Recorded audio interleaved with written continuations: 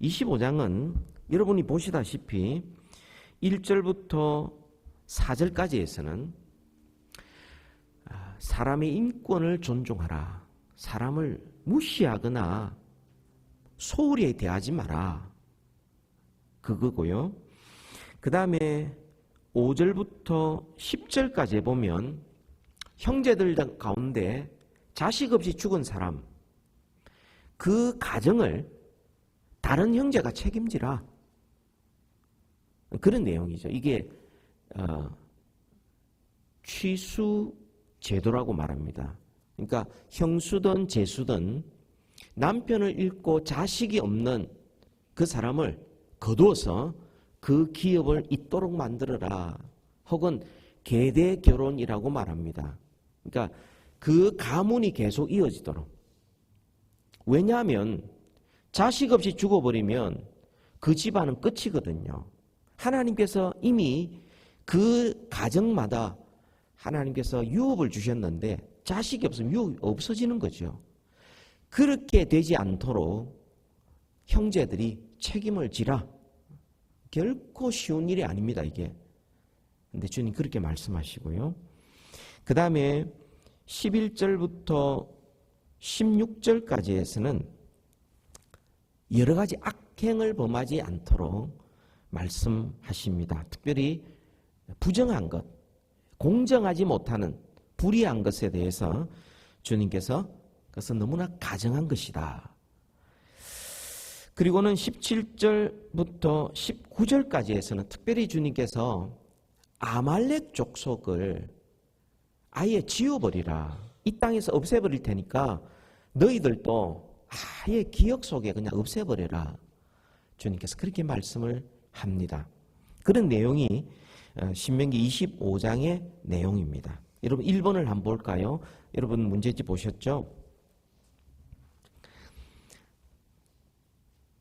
악한 자의 형벌은 무엇이며 몇 대를 넘지 못하게 하였습니까? 1절부터 3절까지 보면 사람 사이에 시비가 생기잖아요. 그러면 재판관이 옳고 그름을 판단해라.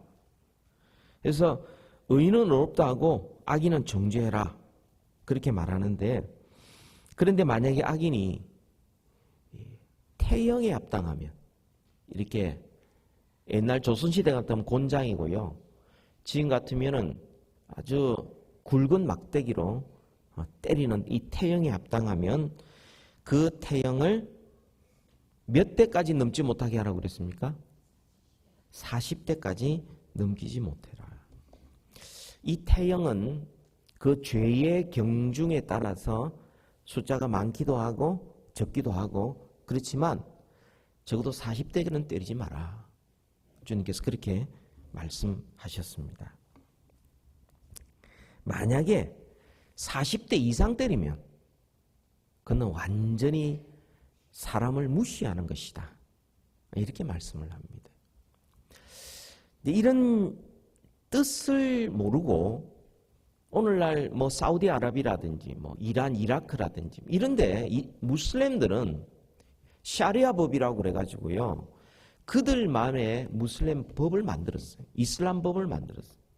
지금도 때리기도 하고 뭐 손을 자르기도 하고 뭐 이런 걸 하고 있는데, 주님께서 말씀하시는 것은 그 근본 원리가 때려라 뭐 이런 이야기가 아니고 사람의 인권을 존중해야 된다. 아무리 죄인이라도 그것을 사실은 강조하고 있는 겁니다. 자, 그럼 두 번째로 4절과 같은 말씀은 고린도전서 9장 몇 절에 있습니까? 곡식드는 소에게 망을 씌우지 말지니라. 예, 고린도전서 9장 9절에 있습니다. 9장 9절. 9장 10절에 보면 밭 가는 자는 소망을 가지고 밭을 갈고 곡식 떠는 자는 함께 얻을 소망을 가지고 떠는 것이다. 이게 또 똑같은 것이 디모데전서 5장 18절에도 똑같이 반복되고 있습니다. 레위기 19장 13절에도 반복이 되고 있습니다. 한마디로 말하면 소가 곡식을 떠는 이 소가 있는데 이 소에게 망을 씌워서 이 소가 인권은 아니지만 착취하지 마라. 소도 먹고 살아야 된다. 이걸 이야기하고 하물며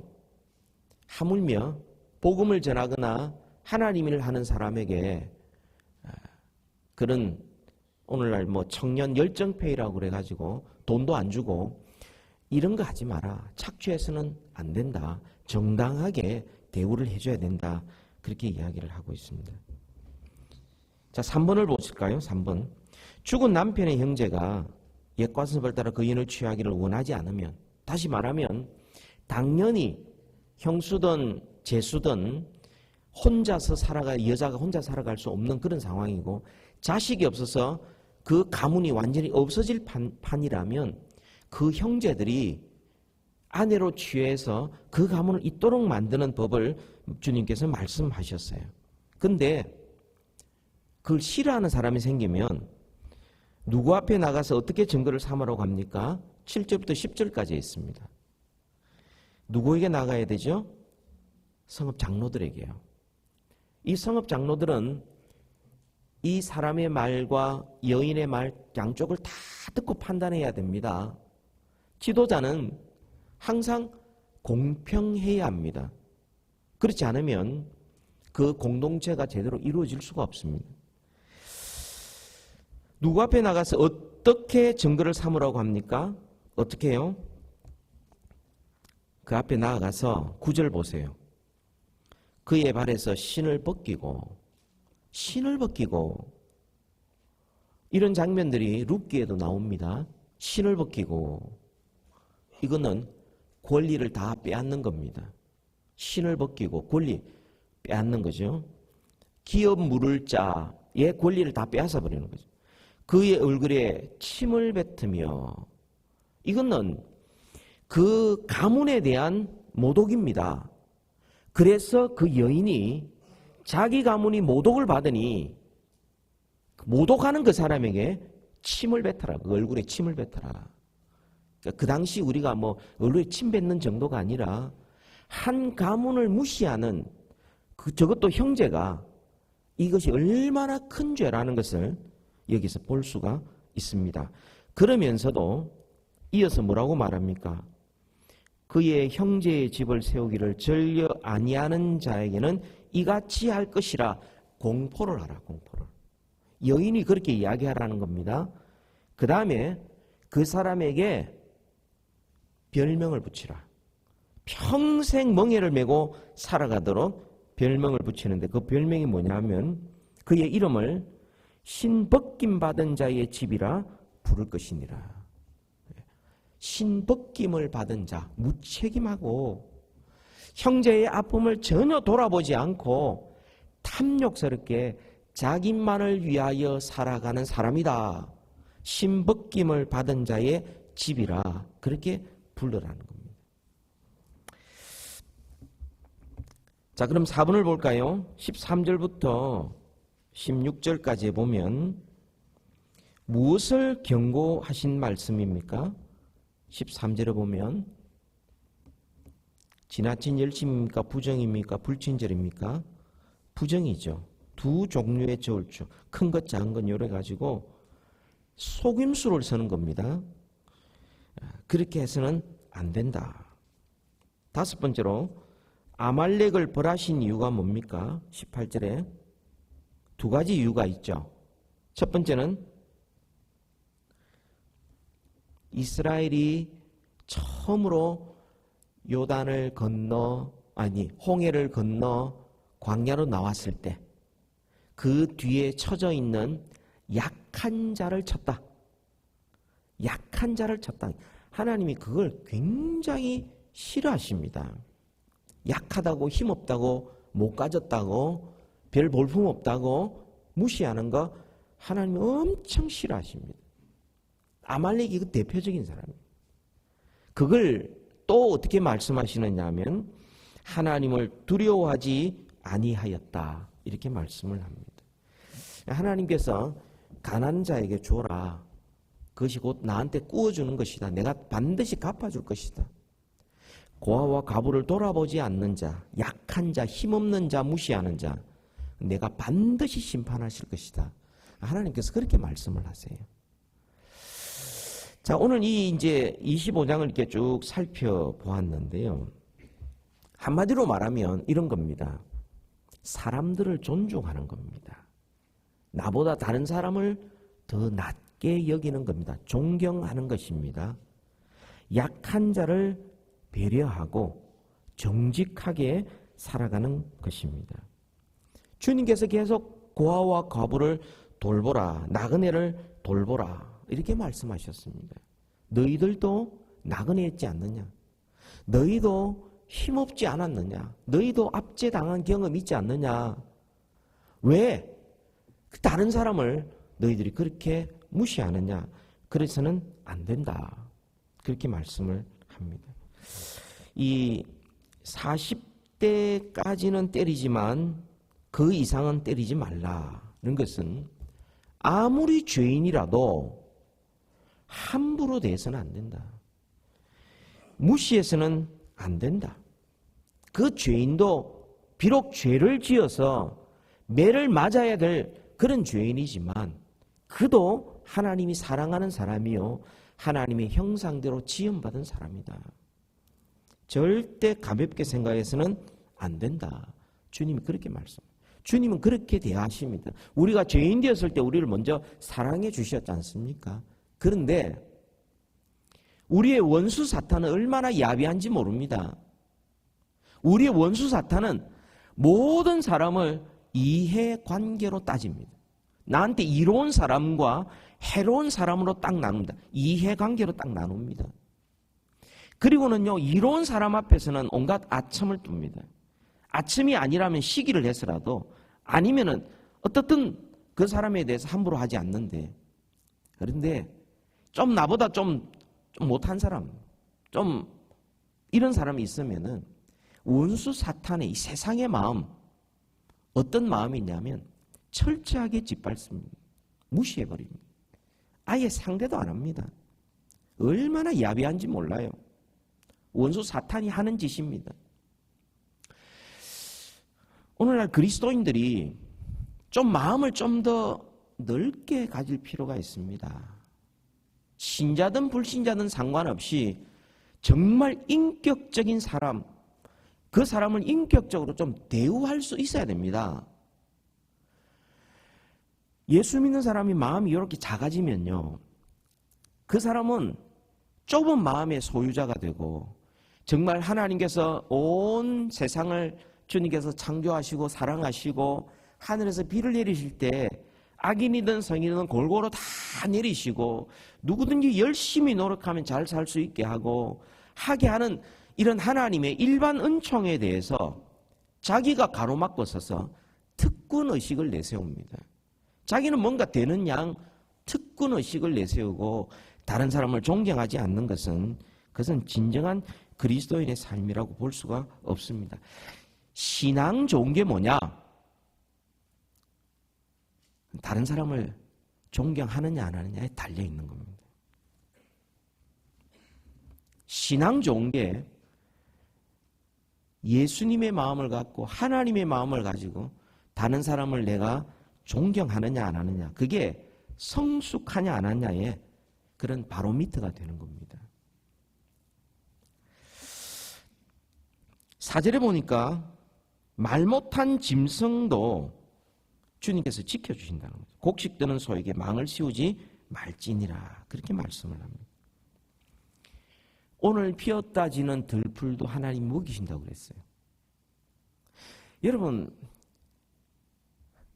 이 세상에 꽃이 한번 피었다가 지는 그런 꽃들 가운데 아무도 쳐다봐주지 않는 꽃들 많이 있습니다. 그죠?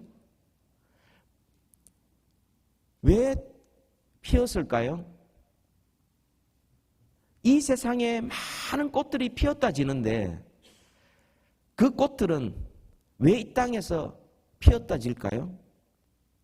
사람을 위해서 피었다 지는 것 아닙니다. 창조주 하나님의 아름다움을 드러내고 하나님을 찬양하고 사라지는 겁니다. 하나님이 만드신 창조 세계를 사람에게 맡겨주셨는데 사람이 죄인이 되다 보니까 오히려 하나님의 창조 세계를 오염시키게 되는데 아닙니다. 구원받은 자들은 온 세상을 아름답게 만들 수 있어야 합니다. 그 꽃 하나 피었다 지는 것도 함부로 돼서는 안 돼요. 하나님의 창조의 작품으로 볼 수 있어야 되고 그것으로 하나님을 오히려 찬양할 수 있어야 됩니다. 곡식 드는 소에게 망을 씌우지 말지니라 하는 것은 먹이지도 않고 계속 착취만 하는 것은 동물일지라도 그렇게 해서는 안 된다. 수고의 대가를 주어야 된다. 이게 나중에 고린도전서 9장과 디모데전서 5장에 보면 복음을 전하는 자들이 먹고 살도록 해야 된다. 이런 말씀을 하고 있는 겁니다. 그들이 살 수 있는 것들을 보장해 줘야 된다. 그렇게 말씀을 합니다. 자, 그리고 여기 보니까 취수제도, 계대 결혼에 대해서 이렇게 이야기를 하는데요. 이것이 오늘날에는 이게 참 적용하는 게 어렵습니다. 이게 글자 그대로 우리가 받아버리면 이게 철저하게 율법주의가 되어버리게 되는데요. 이것은 하나님께서 주신 유업을 이어갈 수 있도록 도와주는 것이고 오늘날처럼 여인들이 일을 해서 돈을 벌 수 있는 그런 상황이 아닙니다. 그러니까 남편이 죽어버리면 그때부터는 살 길이 없는 그 시대에 적합한 말씀이에요. 그렇다면 형수든 제수든 혼자 사는 그 사람을 내가 아내로 맞이한다는 것은요, 그 형제 입장에서는 또 한 사람의 짐을 더 지는 것입니다.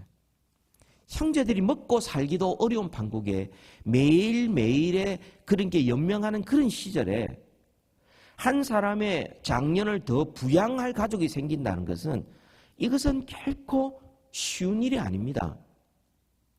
하나님께서는 그 집안을, 형제의 집안을 잇기 위해서 그런 모든 힘든 것들을 감수하도록 만들어 주셨어요.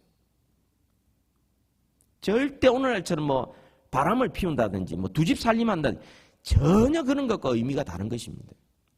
이것은 남들이 하기 어려운, 살기 어려운 시절에 또 다른 사람을 내가 책임져줘야 된다. 근데 그 상황에서 나는 못하겠다 라고 거절하는 것을 주님은 탐욕 때문이라고 지적을 하십니다. 너 하나 편하게 너만 생각해서 왜 형제의 아픔과 그 고통은 외면하는가? 주님께서 그걸 굉장히 심하게 보십니다.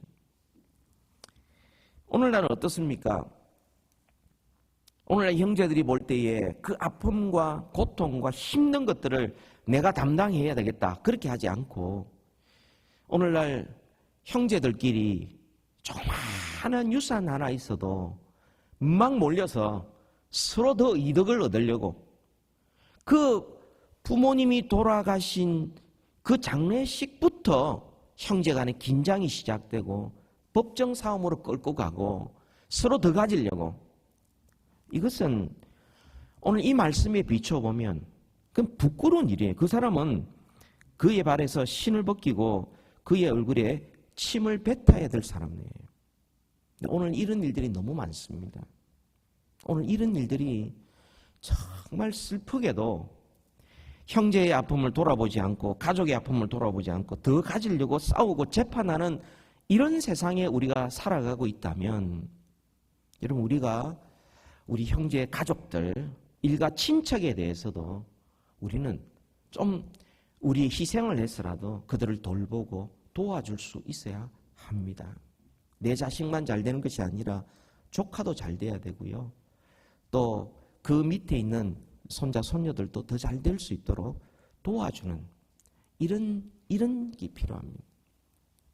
옛날 어른들은 이렇게 기도할 때 부모와 자식을 위해서 기도하고 난 다음에 꼭 일가 친척을 위해서 기도하는 것을 제가 많이 들었습니다.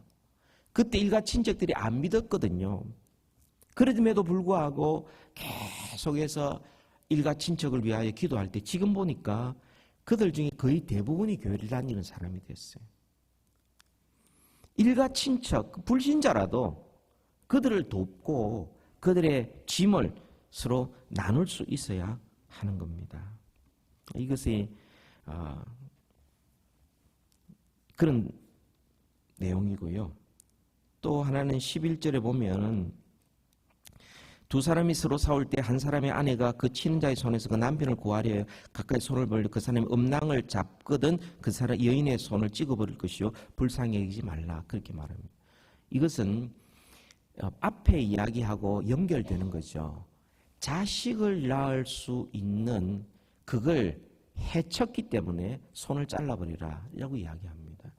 자, 지금 왜 이런 말씀을 주님께서 계속 말씀하시느냐 하면 지금 가나안 땅에 들어가서 하나님께서는 각 지파와 그리고 각 집안마다 하나님의 유업을 주셨거든요. 유업을. 근데 그 유업을 방해하고 그 유업을 가로막는 자를 하나님이 하시는 일을 방해하는 자로 하나님께서 대우하시는 거예요. 그래서 하나님께서 징계하시는 것입니다. 뭐 싸우다 보면 뭐 이거 잡을 수 있고 때릴 수도 있고 하겠지만 특별히 음낭을 잡았다는 것은 자식을 못 낳도록 하는 이런 일에 대해서는 하나님께서 굉장히 싫어하십니다. 불쌍히 여기지도 말라 이렇게 이야기. 이것은 상대방의 대를 끊어먹는 그런 중범죄로 하나님께서 취급을 하고 계시죠. 13절부터 16절까지 해서 온전하고 공정한 거울처를 두며 온전하고 공정한 되를 둬라.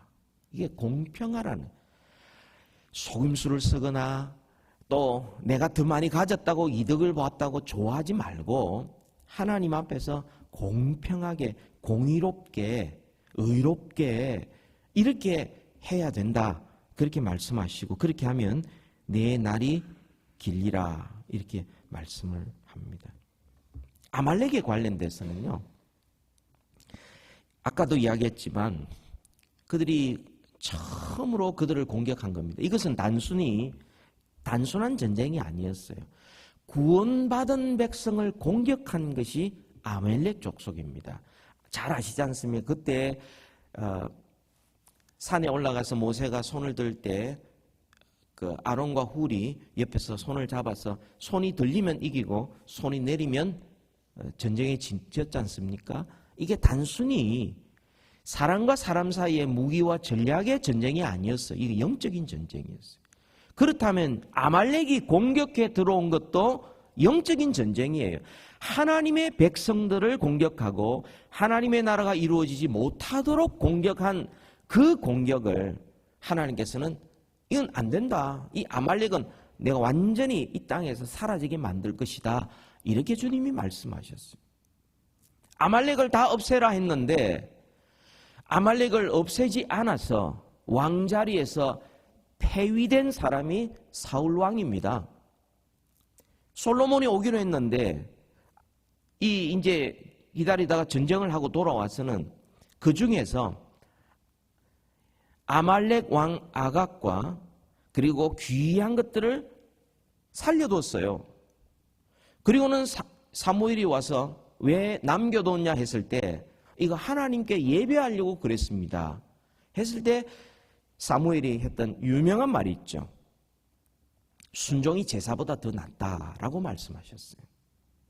내가 아무리 잘 꾸며서 하나님 앞에 예배하는 것보다도 말씀에 순종하는 게 나은데 이게 뭐냐면 아말렉 왕이 아각이 이스라엘을 공격한 이것은 영적인 전쟁이었고 하나님의 나라를 무너뜨리려고 하는 시도였었어요. 그래서 사무엘이 칼을 들어서 아각 왕을 죽이고 그 모든 것들을 태워버렸습니다. 근데 여러분, 그로부터 이스라엘 백성들이 이렇게 분열 왕국 시대를 거쳐서 그리고는 그들이 각각 멸망하고 그리고는 바벨론으로 갔다가 바벨론이 페르시아에게 넘어갔을 때 아하수에로 왕의 그 당시에 이스라엘 백성 전체를 멸망시키려고 했던 시도가 있었습니다. 그걸 물리친 것을 불임절로 기념하고 있는데 그때 에스더 왕비가 죽으면 죽으리라 하고 나아갔죠. 그때 에스더를 포함한 모든 유대인들을 다 몰살시키려고 노력했던 사람이 하만인데요. 이 하만이 아각 사람 함므다다의 아들 하만이에요. 아각이 누구라고요? 아말렉 왕이었습니다. 그러니까 이 아말렉은 대를 이어서 계속해서 하나님의 백성을 공격하고 하나님의 백성을 이 땅에서 없애버리려고 그렇게 노력했던 이 아말렉이었습니다.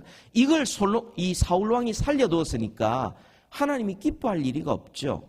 그 후손이 나중에 또 살아나가지고 힘을 얻어서 그리고는 유대인들을 전부 다 멸망시키려 했을 때 에스더가 죽으면 죽으리라 하고 나아가서 기도하고 그리고는 민족을 살렸던 그 상대가 바로 아각 사람 함므다다의 아들 하만이었던 것입니다.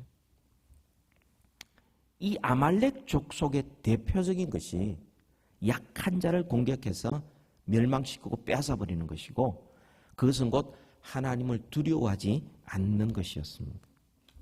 자, 여러 가지 이 계명들을 우리가 살펴보았는데요.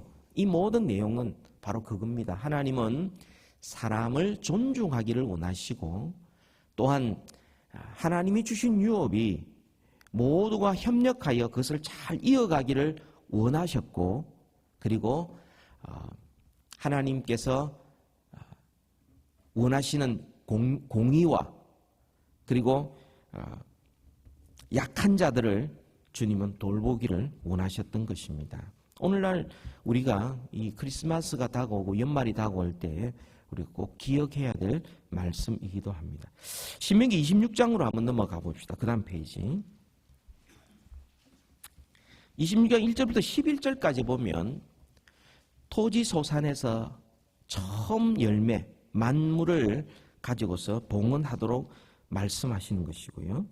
12절부터 15절까지로서는 11조를 드리되 매년 해마다 드리지만 또 3년마다 한 번씩 드리도록 했었어요.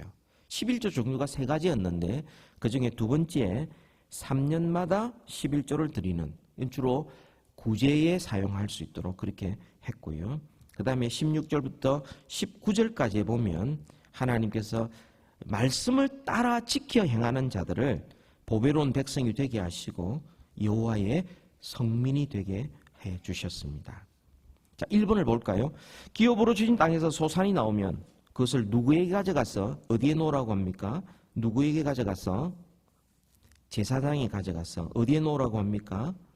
여호와의 제단 앞에 놓으라고 합니다. 2절에서 4절까지예요. 자, 여러분, 예수님께서 겟세마네 동산에 올라가실 때가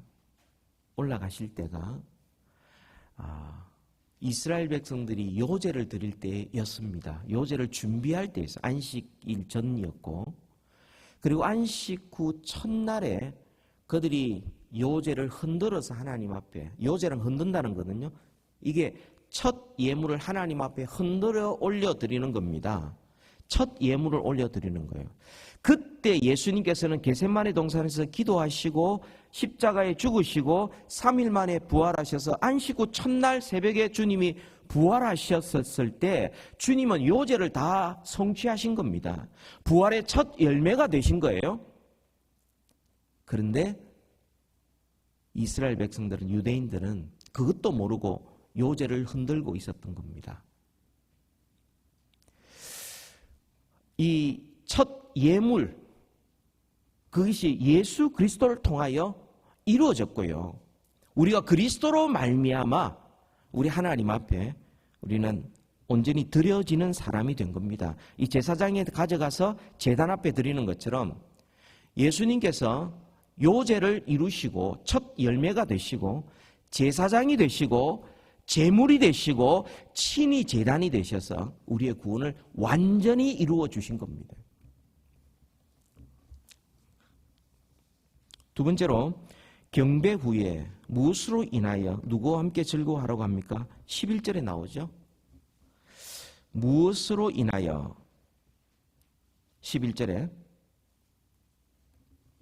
주님께서 나와 내 집에 주신 복으로 모든 복으로 말미암아 누구와 함께 즐거워하라고 그럽니까? 레위인과 객과 함께 즐거워할 것이다. 왜 레위인과 객이라고 그랬냐면 유업이 없어요. 이 사람들은 소득이 없어요. 이 사람들과 함께 즐거워하라 그렇게 말씀을 합니다. 13절 15절에 대한 설명으로 어느 것이 맞습니까? 13절부터 이렇게 15절까지 쭉 이야기를 하는데 우리가 순종했습니다 라고 말하고 15절은 원하건대 우리에게 복을 내리소서라고 한 것 보면 이것은 기도입니다. 자, 4번을 볼까요? 하나님께서 규례와 법도를 행하라고 명하셨는데 어떻게 하면 이 명령을 지킬 수 있습니까? 어떻게 하면? 16절에 나오죠. 어떻게 하면 이 모든 하나님의 명령을 다 지킬 수 있습니까? 마음과 뜻을 다하는 거예요. 예? 마음이 두 개로 나누어져 가지고 이렇게 하는 것은 주님의 뜻에 그 말씀에 온전히 순종할 수 없어요. 마음과 뜻을 다 하는 겁니다. 전력을 다하는 거예요. 내 마음 다 기울이는 거예요. 그럴 때 비로소 하나님의 말씀을 내가 지켜 나아갈 수가 있습니다. 5번에 보면 여호와께서 무엇으로 모든 민족이 뛰어나게 하시며 18, 19절에 보면 하나님의 보배로운 백성으로 모든 민족이 뛰어나게 하시고 말씀대로 여호와의 무엇이 되게 하십니까? 거룩한 백성, 성민이 되게 하십니다.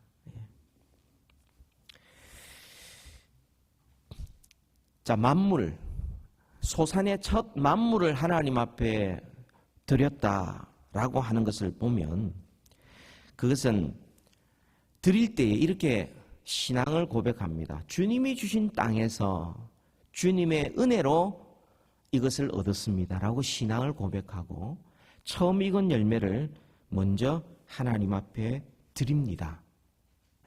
이게 예배죠. 신앙 고백과 드리는 것, 우리의 시간과 마음과 우리의 인생의 목적을 드리는 것. 많은 분들이 예배를 내가 어떤 받는 것으로 생각합니다. 그러니까 설교를 하니까 받는 것으로 생각하지만 실제 예배의 모든 중심은 처음부터 끝까지 내가 하나님 앞에 드리는 거예요. 말씀을 내가 주셨을 때 그 내가 어떻게 살아야 되겠다. 하나님 앞에 내가 반응하는 시간이에요. 그게.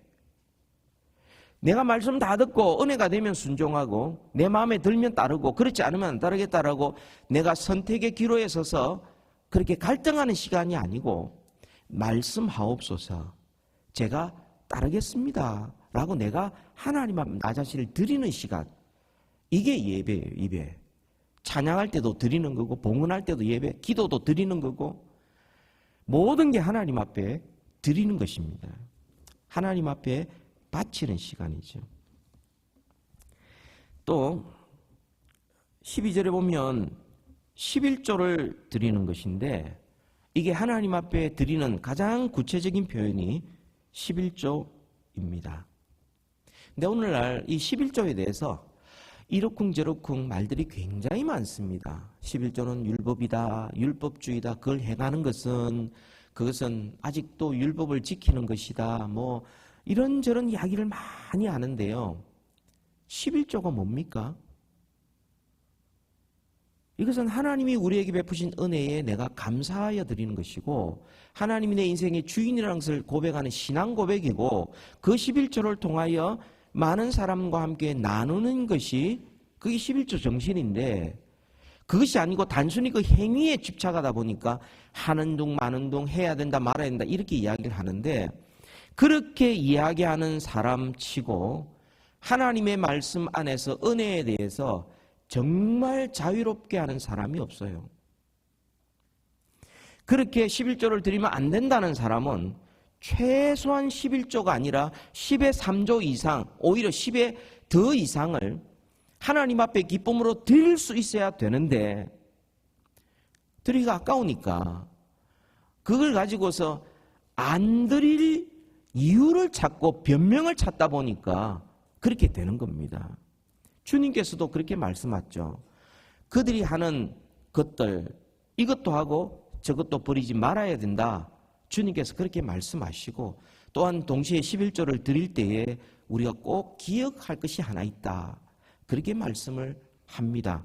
그것이 마태복음 23장 23절에 있는 말씀인데요.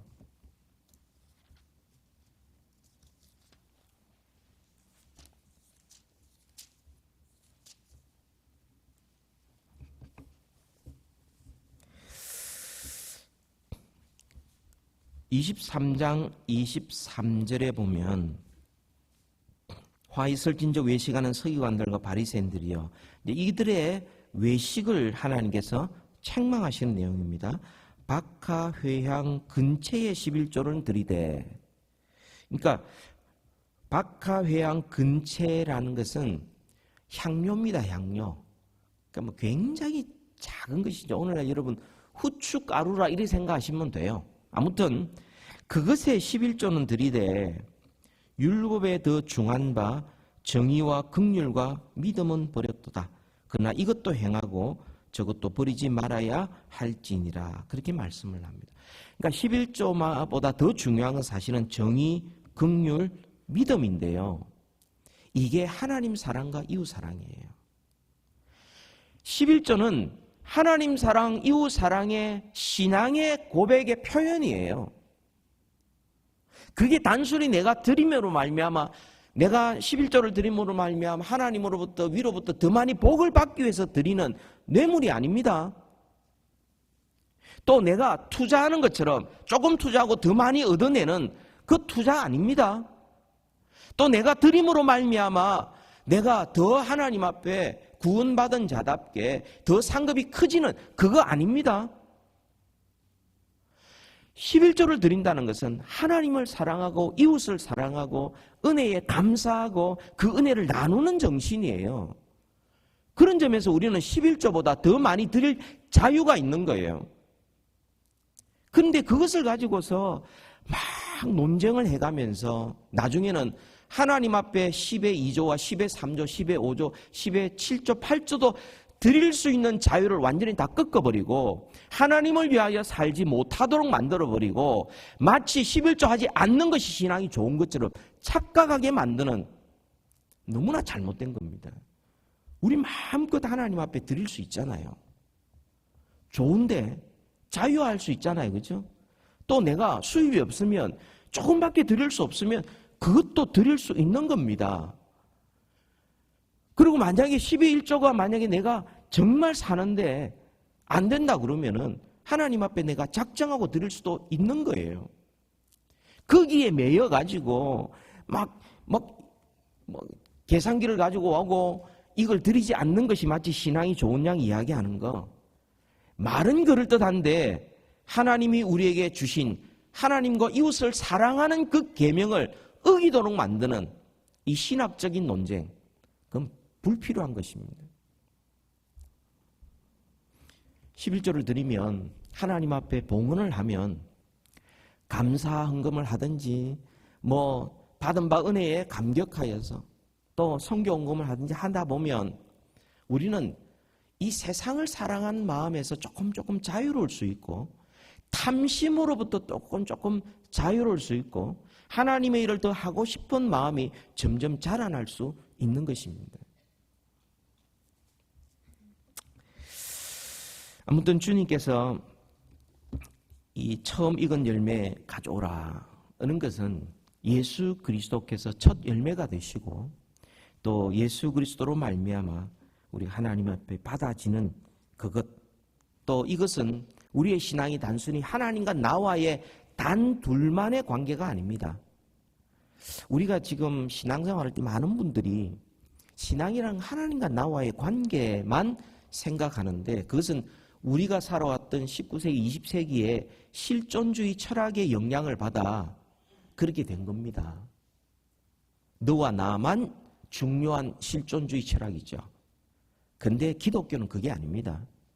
기독교는 내가 하나님을 사랑하고 또한 이웃을 사랑하는 이런 하나님 사랑과 이웃 사랑의 이 온전한 삶, 그게 하나님이 원하시는 삶이고 그게 나를 온전케 할 뿐만 아니라 가정과 교회와 이 사회를 온전하게 만드는 그것이 하나님의 구원의 방법인 것이죠.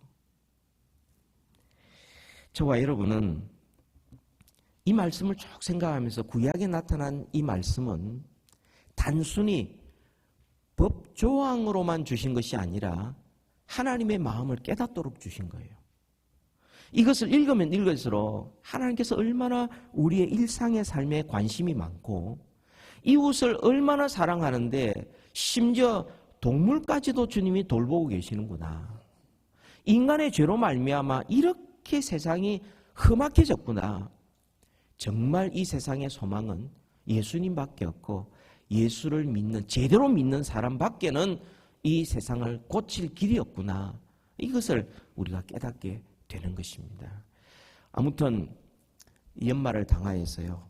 날씨가 추워지고 비가 오고 하게 될 텐데 여러분 우리 주위에 정말 힘들고 어려운 사람들 좀 많이 더 돌보시고 찾아가시고 따뜻한 말을 한마디라도 전화 한 통이라도 같이 나누면서 우리가 살고 있는 이 세상을 정말 사람이 살아가는 따뜻한 세상으로 함께 만들어 가시기를 주님 이름으로 축복합니다.